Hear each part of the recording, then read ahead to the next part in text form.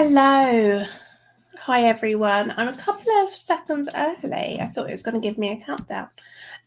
But for those of you that are watching on the replay, then thank you for joining us. And for those of you that are watching us live, thank you for joining us. We should hopefully have some people on LinkedIn and possibly some on YouTube as well.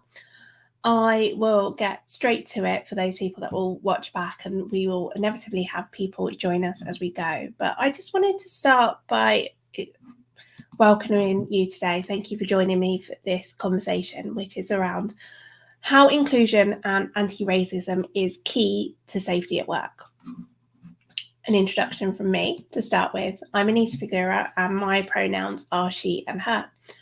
You can see my email address there. If you want to contact me about anything that we're speaking about today, please do feel free to write me a message or pop me a direct message on LinkedIn. So a bit of an introduction about me. So I'm Anita Figura. I am an inclusive leadership coach. I'm a trainer. I work with organisations to help them build their inclusive leadership, particularly around upskilling leaders and managers so that they deliver anti-racism and inclusion within their organisations and are able to embed that at all layers. We do this work through awareness raising. We do this through changing structures. We do this through upskilling their knowledge in these areas so that they can take meaningful and courageous action going forward. So let me tell you a little bit more about myself. So I'm an inclusive leadership coach and trainer. I also have a background in construction, railway, project management. My career in that space has spanned over a decade. I am an introvert. I'm South Asian, I'm Indian, I'm British, I'm English, I'm a Southerner, I'm a Whovian. I have suspected ADHD, I'm a female, I'm risk averse, and I have so many more labels. I'm a mother. That's a primary one that I, is at the forefront often, particularly when I'm in the workplace, because that is sometimes related to how I experience the workplace and how others perceive me. And that is really why I share my labels when I do talks and sessions like this, because it helps you see how I perceive the world and how I perceive the issue that we are talking about today. Labels are part of our identity. They are how we perceive the world and how others perceive us. So they shape us. But I'm also way more than my labels. We are all more than our labels, although our labels are part of us. They can create this sense of shared identity, but also this experience of being different. And that in itself is not a bad thing, but it can create this sense of being othered. So for those of you that are joining us, I was sharing my labels. And if you are here in the comments, I would love to know who's watching. If you're watching on replay, let me know in the replay. Let me know that you're watching a replay, and share what are some of your labels from these labels that I'm sharing here. As I said, this is just a small slice of who I am, but you know this about me now. But even with this, you still don't know all of me. Even with this, you can perhaps assume some of my experiences, though. Within the construction railway environment, there were times when I was part of for aspects of my identity, I was part of the majority group. Being British, being English, being a Southerner in London projects, I was part of that majority group. These are things that I wouldn't necessarily even think about. For other aspects of my identity, I was part of an underrepresented groups. I may be one of a few. I may be the only one at work with that particular identity characteristic. And with that, at times there came prejudices, there came judgments, there came discrimination. And that did shape how I experienced the workplace and how likewise judgments were towards me in the workplace. Within construction, one of the key things I absolutely took away with me at all levels was the importance of safety. This was absolutely embedded in us working within that environment. And for those of you that are watching live or catching up on the replay within construction or related disciplines, I'm sure you will resonate with the prime importance that safety has in the industry, quite rightly. When we are looking at things with such significant safety risks and hazards, of course we have to take physical safety as our absolute priority. But it was absolutely embedded in us. There's still, of course, work to be done and keep building on that, but it was given prime importance. However, what I want to look at today is how we expand our definitions of safety so that they are really encompassing inclusion and anti-racism as well. And we'll explore that some more. This session is part of Race Equality Week, so that is the lens that we will be looking at this particular topic. And the theme for Race Equality Week for this week is It's Everyone's Business. And that is really timely and really important in what we'll be exploring, because absolutely it is everyone's business. Again, in what we encourage with safety cultures, safety is everyone's business. Inclusion and anti-racism should be everyone's business. So for those of you watching, thank you for popping in the comments that you are here. So hi Nzinga, hi Faye, hi Lucy, and I can't see everybody's name, but no, thank you for popping in that you're here and your perspectives. Like, yeah, do you like labels? Do you not like them? So Faye is sharing that she does not like labels. She doesn't associate them with anything positive, and actually that labels can not be very kind. And I can absolutely hear that. My experience, sometimes they can be positive, like we can embrace that, like parts of our identity. The label in itself is an identity label, but actually sometimes that then comes with stereotypes and prejudices. So, I do a whole session on labels and I explore that, and some of the things that I got called as a construction project manager, being the only woman in the room, the only person of color in the room very often. And you would think, well, would you say that if I didn't have that identity label? Would I have been called a ball breaker? I'm not sure. So there are gendered labels. There are labels that come with prejudices. Thank you to everybody who's saying hi in the comments. So we've explored a little bit about labels, and we're going to look a little bit about safety now. And I'm curious, I know that we've got people across different industries.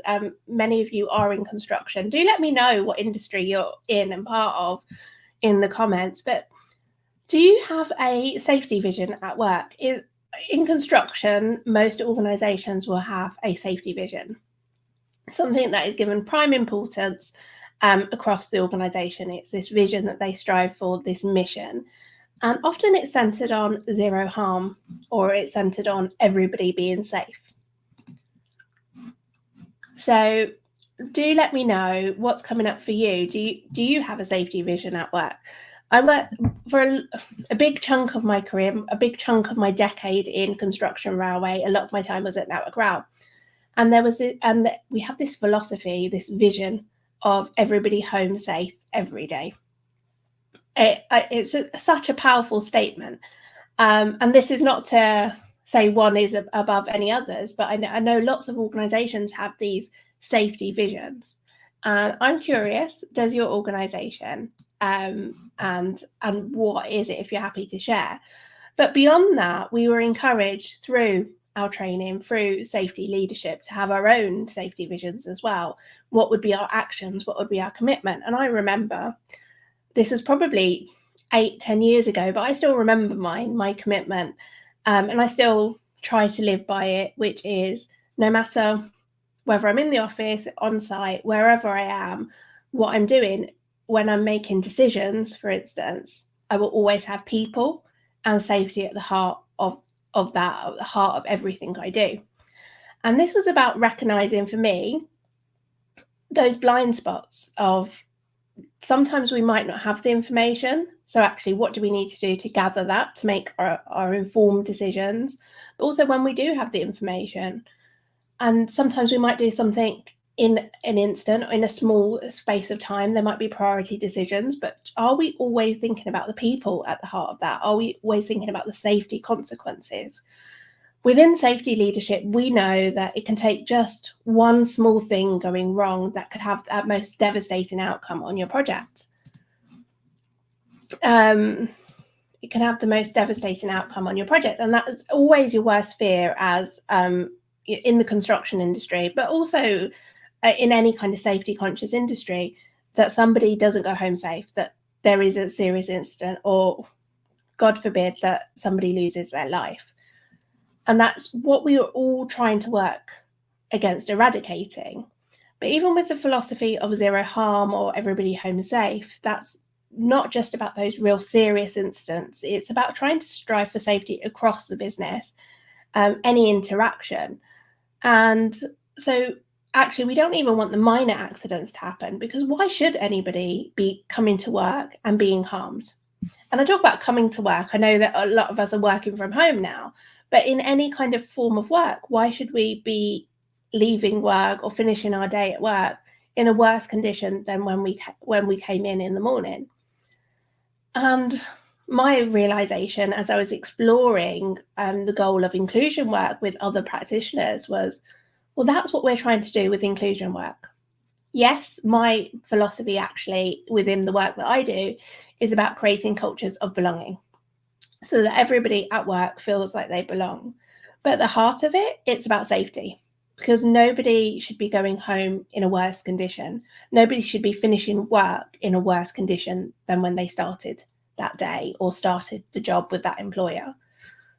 And that safety is beyond the physical safety. It is emotional well-being, it is mental health, it is spiritual well-being. And for people from marginalised groups, and we're going to talk about race in particular and ethnicity today, as it's Race Equality Week, and that's the purpose of this talk.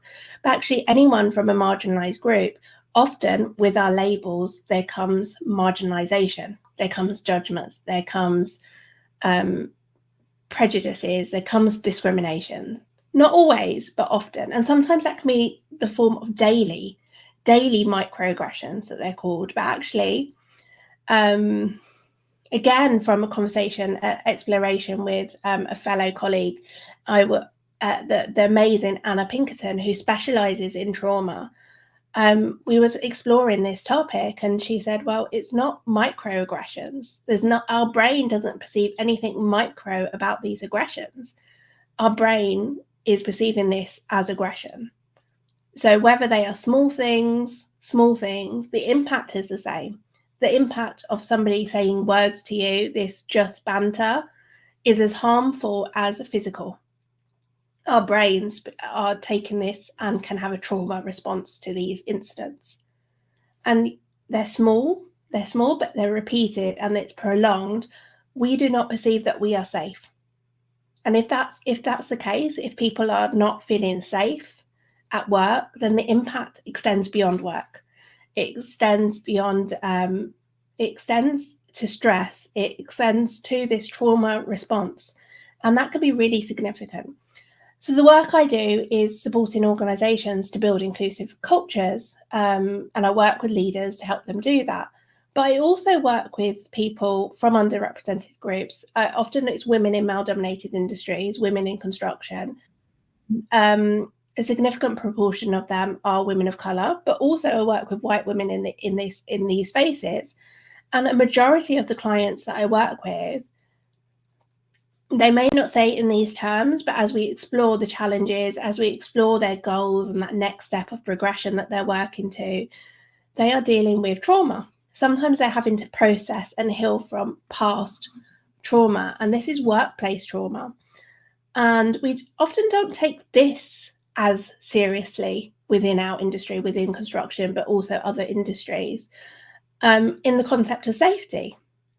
This is actually trauma. The impact of that trauma has a significant impact on people, on their well-being. A study that was done last summer, it was done by the Fawcett Society and the Runnymede Trust. And what they found, I put the stats there, they found that over 3/4 of women who were experiencing racism at work, and it was impacting their well-being, their mental health, their confidence, their job satisfaction, progression opportunities, and even if they wanted to, their ability to perform in their role, and even their desire if they wanted to stay in their role. And I very much see that where we don't have inclusion, where we don't have anti-racism, where we don't have inclusive cultures, we will have toxic cultures. Without that inclusion, it allows toxicity to breed.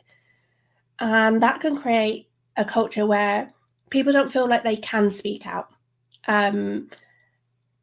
And if that's the case, then we also have that impact on the physical safety culture that we've just spoken about. If people do not feel safe to speak out, they won't share everything with you. They will start to feel silenced, and they will stop sharing. And so they also may not feel heard when they do share. And so that can create that cycle as well. They may be sharing, they're not being heard, so then they decide to share less. And that absolutely has an impact on our physical safety that we're trying to achieve.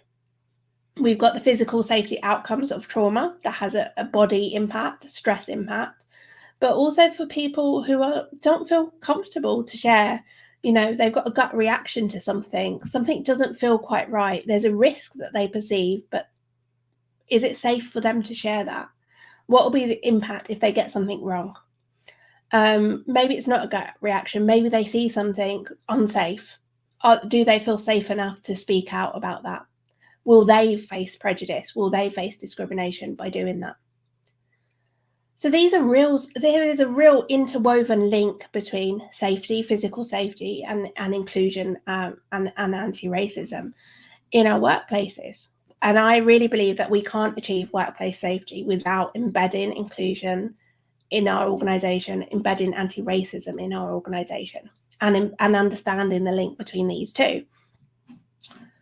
So I would love to hear from you in the comments, like what resonates with you. Do you see that link, and how do you see that showing up in your organization? Or is this something that is spoken about? Is it something that's being explored? So there was another recent.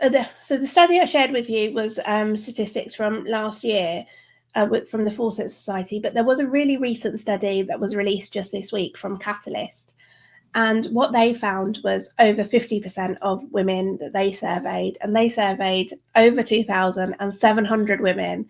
They found that over 50% of them experienced racism at work. These are women from ethnically marginalized groups. And that number, the study was across different white-dominated countries, but it was in the UK, they found that number was around 60%. And when we look at these kind of topics, we do really need to be intersectional, because not everybody experiences are the same. So you can look at the data and break it down by ethnicity. And if we did that, we see that actually Bengali women were one of the groups that were being most marginalized. They were most likely to experience racism. And we can look at, well, why is that happening? What needs to be done to break that down and address that? They also found, and I'm going to pull up some graphics from the study. Yes, that way. So they found that women with darker skin tones were more likely to experience racism at work. They also found that trans women and queer women were again more likely to face racism at work than cisgendered heterosexual women. So there's a real need to be intersectional. The more layers of identity, more layers of marginalization, there is more adverse outcomes often for people. And the studies that I'm sharing with you are looking at women and not necessarily men, but we also know in these kind of environments where, like, I'm going to go back to construction, where perhaps we are not having, where we've got safety at the top of mind, but also there can be quite alpha male type behaviours that are encouraged or seen as the norm. Banter, this harmless banter, is often seen as the norm. Well, we know that is harmful to men, and there is an epidemic of mental health within the industry, and that is harming men, and it's harming white men. It's the highest rate of suicide. So these environments that enable toxicity are harmful for everyone, but they also have a real specific harm for people from certain groups, and we really need to look at that and break it down. So I'm just going to come back to the comments, and I love hearing that there are some organisations that are really starting to address a lot of these things. This is good. And that's what we want to see. We want to see more organisations doing this, and what help do they need to do that? And we're seeing lots of people in the RAW industry, which it's great to see you here, and NR, that's Network RAW, and nice to see you, Hugh. But absolutely, these statistics aren't surprising, and that's the sad thing. And I didn't need to tell you any statistics today, really. I could have we could have guessed these things. We already know them. I mean, and when we do see the statistics, it's just that unfortunate reminder that actually there's still a long way to go. Sometimes we do need the statistics to really remind us, but actually for people who are from the global majority, people from different ethnic diverse groups, it's not new information to us. And actually this really shouldn't be new to anyone, really. We are just coming up, we're not far off 3 years from 2020, and everybody's world changing with the pandemic, and then also with Black Lives Matter and George Floyd, the acknowledgement of racism and the strive for Black Lives Matter within organisations. And yet we are still seeing these real high impacts of racism and not enough anti-racist leadership happening. So the study that I've shared of these statistics, what they found was in organisations where there was this, they describe it as the climate of silence, where people didn't feel that they could speak up. They felt like they were silenced, and if they did speak up, felt like they weren't heard. Well, that in those organisations, racism was more likely. And again, that's not surprising. And we don't know about causality, right? So, but there was an interlink there, that in those environments, racism was more likely. But also, that racism probably perpetuates that climate of silence. As people experience prejudice, discrimination, racism, they don't want to speak up as much. Of course they don't, because they are the ones that are penalised for it. We see this time and time again, that the talking about racism seems to be worse than the actual racism. Being accused of being racist is much worse than the racism that potentially happened. Don't call me racist, I'm not racist. But actually, if we look at racism not as this, it's a few bad apples, it's not. It's endemic, it's institutionalized, it's systemic.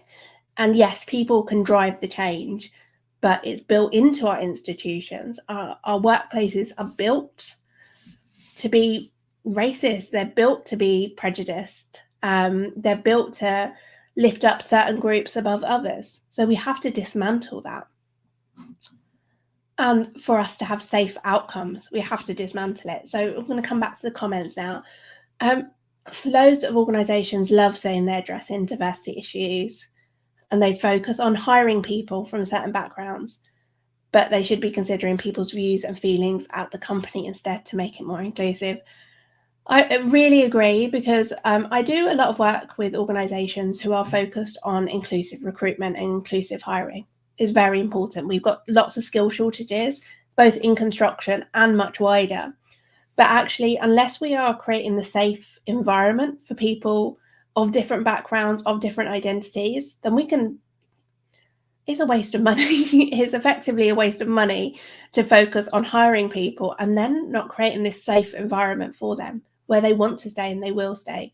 And we are seeing, again, since the pandemic, at least the data that I've been seeing, is showing trends of more people leaving, more women leaving, particularly more women of colour leaving, more people with marginalised identities leaving companies or planning to leave industries, and construction being one of them, when they get to middle management, when they realise that they're not being appreciated, they're not being valued, they're not safe at work.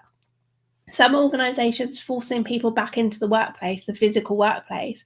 And again, studies were showing for black women, for women of colour, a lot of them, not all of them, but a lot of them felt they didn't want to go back to a physical workplace where they experienced more microaggressions. With the Zoom, you can turn it off, or with Teams, and those instances were less. So yes, we had less water cooler chat, but also for a lot of people, they had less of these aggressions, these daily aggressions.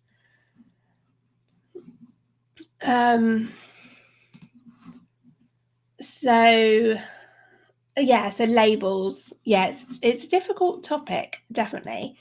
And there's lots to explore. I've explored some of the topics today around inclusion, around safety, around anti-racism. So and I would love to hear your thoughts, very much on the theme of it's everyone's business. What would you do? What do you take away from this? What do you learn? Do you have any questions? And so what do we do differently?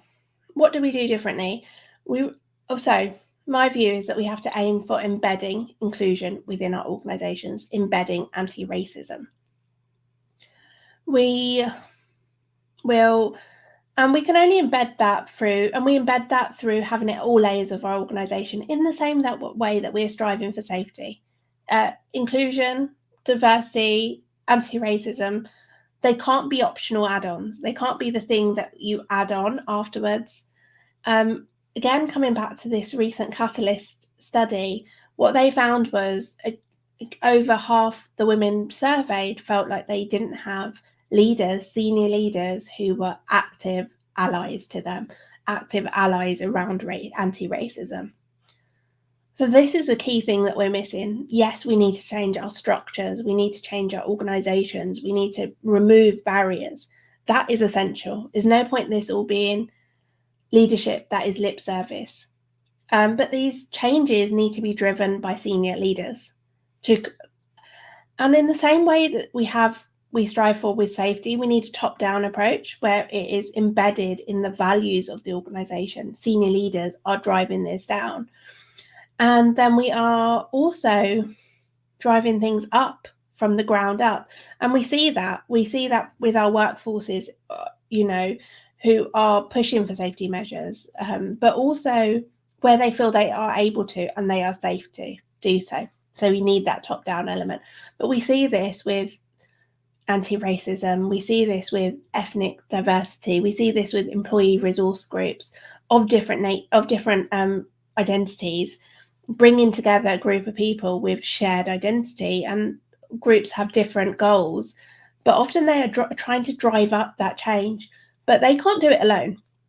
It has to be everyone's business, no matter your ethnicity, actually, no matter your gender.